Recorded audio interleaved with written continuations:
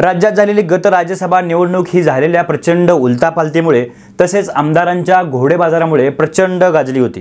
पुरेसे संख्याबळ नसताना देखील राज्यसभेची तिसरी जागा धनंजय महाडिक यांच्या रूपाने भारतीय जनता पार्टीने लढवली होती आणि त्यात महाविकास आघाडीला धक्का देत भाजपचे धनंजय महाडिक हे विजयी देखील झाले होते आणि या निवडणुकीमध्ये देवेंद्र फडणवीस यांची रणनीती देखील यशस्वी झाली होती।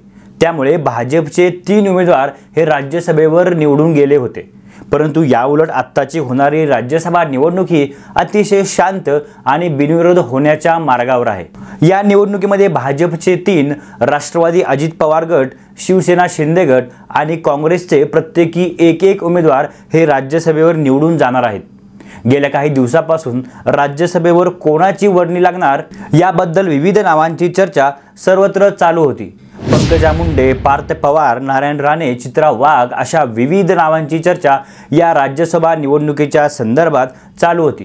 परंतु यापैकी एकही जणाला राज्यसभेवर जाण्याची संधी मिळाली नाही। नारायण राणे यांचा तर राज्यसभा खासदारकीचा कार्यकाल देखील पूर्ण झाला होता, त्यामुळे त्यांची वर्णी या राज्यसभा निवडणुकीत नक्की लागणार असे वाटत होते। परंतु भाजपने यंदा मात्र नारायण राणे यांना डावलले आणि यामुळे राणे हे येणाऱ्या लोकसभा निवडणुकीत भाजपकडून रिंगणात असणार यावर शिक्कामोर्तब झाले आहे।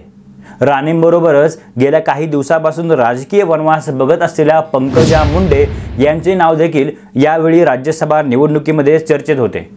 परंतु यंदा देखील भारतीय जनता पार्टीकडून पंकजा मुंडे यांना संधी देण्यात आली नाही।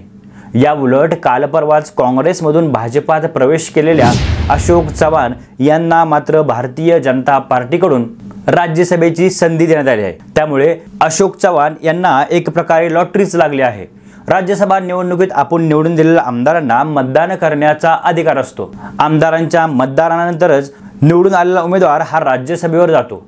महाराष्ट्र विधानसभेत आत्ताच्या असणाऱ्या आमदारांच्या संख्येवरून भाजपचे सर्वाधिक 3 उमेदवार हे राज्यसभेवर जाणार आहेत हे निश्चित होते। परंतु काल परवाच अशोक चव्हाण यांच्या भाजप प्रवेशानंतर भाजप 4था उमेदवार देखील या निवडणुकीच्या मैदानात उतरणार का याबद्दलच्या चर्चा राजकीय वर्तुळात सुरू होत्या। त्यामुळे गत निवडणुकीसारखी ही राज्यसभा निवडणूक देखील अतिशय चुरशीची होईल असंच काहीसं वातावरण तयार झालं होतं। परंतु काल परवाच भारतीय जनता पार्टीने आपले राज्यसभेवर जाणाऱ्या 3 उमेदवारांची नावे जाहीर केली आणि या निवडणुकीत आपण 4था उमेदवार उतरवणार नसल्याचे देखील त्यांच्याकडून स्पष्ट करण्यात आले। त्यामुळे ही होणारी राज्यसभा निवडणूक बिनविरोध होणार हे आता जवळपास निश्चित झाले आहे। भारतीय जनता पार्टीकडून अशोक चव्हाण, मेधा कुलकर्णी आणि डॉक्टर अजित गोपछडे यांची नावे राज्यसभेसाठी जाहीर करण्यात आली आहेत।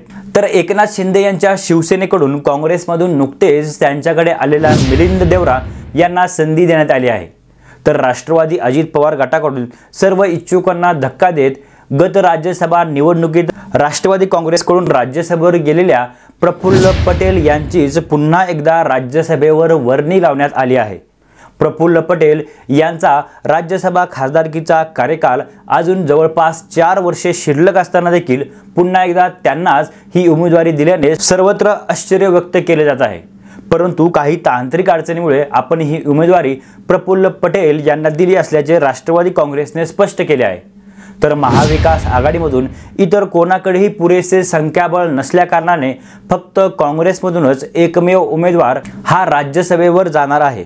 काँग्रेसकडून चंद्रकांत हंडोरे यांना ही राज्यसभेची उमेदवारी देण्यात आली आहे। त्यामुळे एकूणच महायुतीकडून 5 आणि महाविकास आघाडीमधून 1 असे एकूण 6 उमेदवार महाराष्ट्रातून राज्यसभेवर बिनविरोध खासदार म्हणून निवडून जाणार आहेत। राज्यसभेवर खासदार म्हणून निवडून जाणाऱ्यांपैकी अशोक चव्हाण हे या अगोदर काँग्रेस पक्षाचे आमदार होते। तसेच या अगोदर ते 2 वेळा लोकसभेवर देखील निवडून गेले आहेत। परंतु गत लोकसभा निवडणुकीमध्ये त्यांचा पराभव झाला होता आणि त्यामुळे त्यांची केंद्रात जाण्याची संधी हुकली होती। परंतु भाजपकडून त्यांना राज्यसभेची उमेदवारी मिळाल्याने केंद्रात जाण्याची हुकलेली संधी त्यांना पुन्हा मिळाली आहे।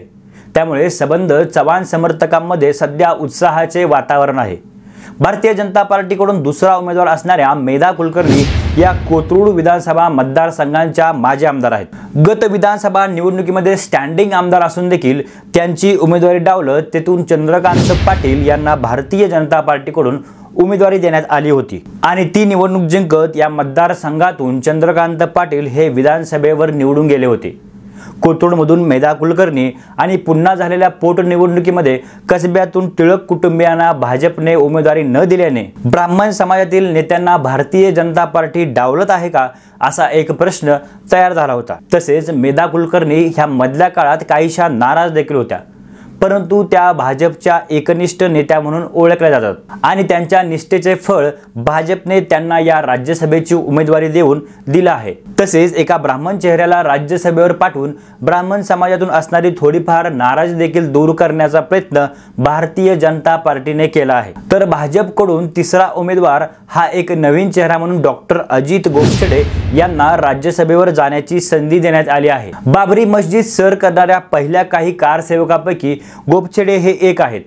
बाबरी मस्जिदवर चढलेल्या कारसेवकांचा जो फोटो आहे त्यात गोपछडे हे अगदी स्पष्ट दिसून येतात। तसेच गोपछडे हे भाजपच्या राज्य वैद्यकीय आघाडीचे प्रमुख देखील आहेत। तसेच विविध सामाजिक उपक्रम राबवण्यात देखील ते नेहमी आघाडीवर असतात। अशातच गोपछडे यांच्या कार्याची दखल घेत भारतीय जनता पार्टीने त्यांना राज्यसभेची संधी दिली आहे आणि आमच्या पक्षातून सर्वसामान्य कार्यकर्त्यांना देखील राजकीय संधी दिली जाते असाच संदेश जणू काय भाजपने सर्वांना दिला आहे। तर दुसरीकडे सेनेतून राज्यसभेवर जाणारे मिलिंद देवरा हे मुंबई दक्षिणमधून लोकसभेचे खासदार राहिले आहेत, परंतु गत 2 लोकसभा निवडणुकीमध्ये सेनेच्या अरविंद सावंतांकडून ते पराभूत झाले होते। त्यामुळे गेल्या 10 वर्षापासून ते राजकीय पदापासून दूर होते, परंतु गेल्या काही दिवसातच त्यांनी काँग्रेस सोडत शिंदे गटात प्रवेश केला होता आणि त्यामुळे त्यांना शिवसेनेतून राज्यसभेची संधी देण्यात आली।